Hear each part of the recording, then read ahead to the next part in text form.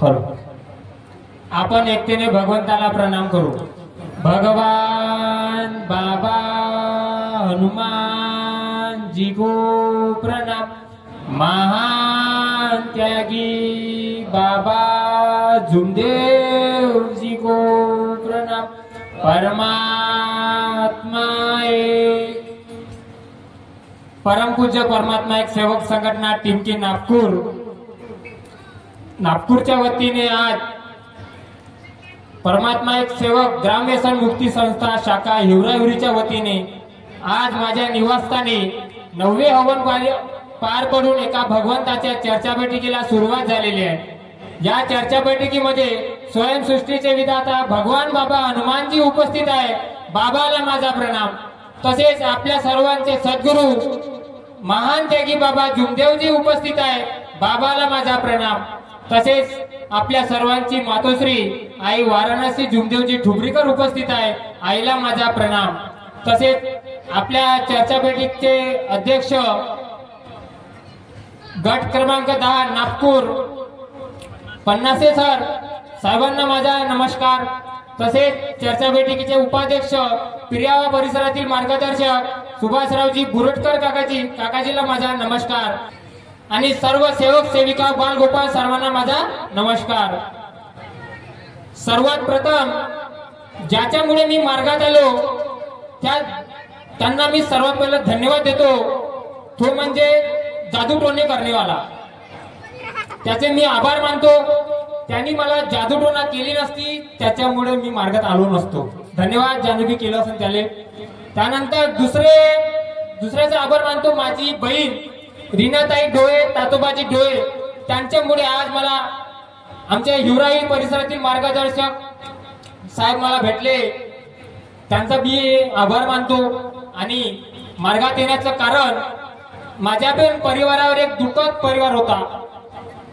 दुःखात असा होता, भूतबाजाचा बाजार होता। भूतबाजार घरात पूर्ण परिवाराला आमच्या छेडछाणी करत होता। मी कामावर गेल्यानंतर पत्नी एकटी घरी राहत होती, मुलगी एकटी राहत होती घरी। पत्नीच्या मागे छेडछाण करत होता आणि खूप आम्ही दुःखी झालो। त्यानंतर आम्ही खूप देवदेवता केले, दवाखाने केले, कुठंच आम्हाला आराम मिळाला नाही। असं करता करता आम्ही पूर्ण पैसा पाण्याने बर्बाद झालो, दवाखान्याने बर्बाद झालो, जादू टोण्याने बर्बाद झालो, इथं तिथं सर्व जागी फिरलो, पण आम्हाला आराम कुठे मिळाला नाही। पण अचानक एक दिवस माझ्या भाऊजीला फोन लावला। भाऊजी म्हणलं मला मार्गात यायचं आहे। भाऊजी म्हणे ठीक आहे या म्हणे। भाऊजीच्या घरी गेलो, भाऊजीला सांगितलं का असा असा प्रॉब्लेम आहे। भाऊजीले म्हणलं तुम्ही जिथून तुमचे कार्य आहे तिथून मी माझे कार्य घेतो। तसंच भाऊजीनं ठाकरे साहेबांनी फोन लावला, काकाजीनं आदेश दिला का ठीक आहे उद्या सकाळी घेऊन या। आम्ही काकाजीकडे गेलो, काकाजीला पूर्ण दुःख सांगितलं। काकाजीने आम्हाला 3 दिवसाचे कार्य दिले। साफसफाई करायला सांगितली, साफसफाई केली। साफसफाईला आम्हाला 7 दिवस लागले। 7 दिवस 8व्या दिवशी आम्ही पुन्हा काकाजीकडे गेलो। काकाजीने सांगितलं 3 दिवसाचे कार्य करा। 3 दिवसाचे कार्य केले, 3 दिवसात तुम्हाला आराम पडेल। 3 दिवसाच्या कार्यात आम्हाला आराम पडला। असं करता करता आम्ही 7 ते 11 असे कार्य घेत गेलो आणि आराम पडला। आम्ही सुखी झालो, समाधानी झालो। 4/7/2024 ला त्याग झाला। त्यागामध्ये काही चुका झाल्या।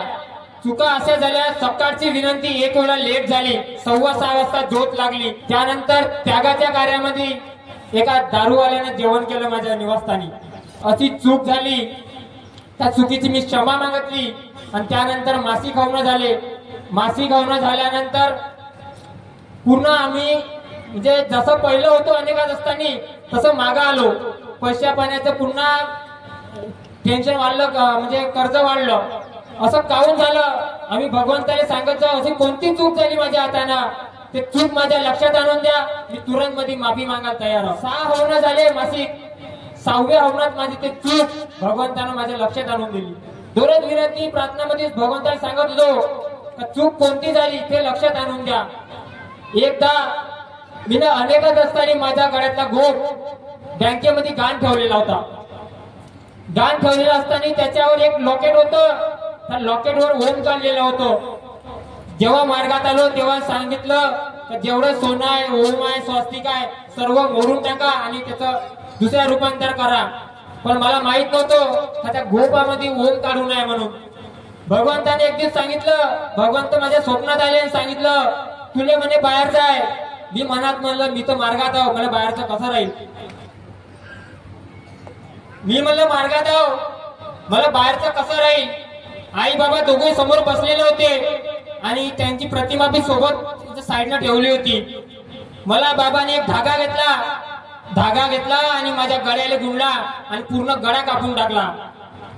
आणि लिंबू घेतलं, लिंबू माझ्या अंगावर उतरवलं. असे मला स्वप्न पडले. मी त्या स्वप्नात म्हणजे टेन्शन की असं स्वप्न काहून पडलं. कार्यकर्ते काकाजीला दुसऱ्या दिवशी मला जायचं होतं. काकाजीला सांगितलं, म्हणलं काकाजी असं असं स्वप्न पडलं. त्या स्वप्नावर मी 2 दिवस विचार केला. मग माझे स्वप्न लक्षात आलं. कार्यकर्ते काकाच्या घरी गेलो, भगवंता पुढे बसलो. मी म्हणलं भगवंताले मी कार्यकर्त्याच्या घरी आहो, जे बी माझी चूक आहे ते इतकंच माझ्या लक्षात आणून द्या. मी इतकंच शब्द सोडवायला तयार आहे म्हणलं. कोणतीही चूक असू द्या म्हणलं, वाईट असू या चांगली. भगवंताने चूक माझ्या लक्षात आणून दिली, तिथे शब्द सोडवले. भगवंताने सांगितलं मला तिला बाहेर जा म्हणे. गोप गाण ठेवला होता, तो बाहेर होता आणि ते विट्यासारखं निंबू माझ्या अंगावर उतरवलं. त्या विट्याचा आकार त्या लॉकेटवर होता. असं करता आणि ते लॉकेट आणि त्याच्यावर काढलेला ओम. मग माहित पडलं, काकाजीला सांगितलं. काकाजी म्हणे सोडून टाका. तिथून आठवड्यात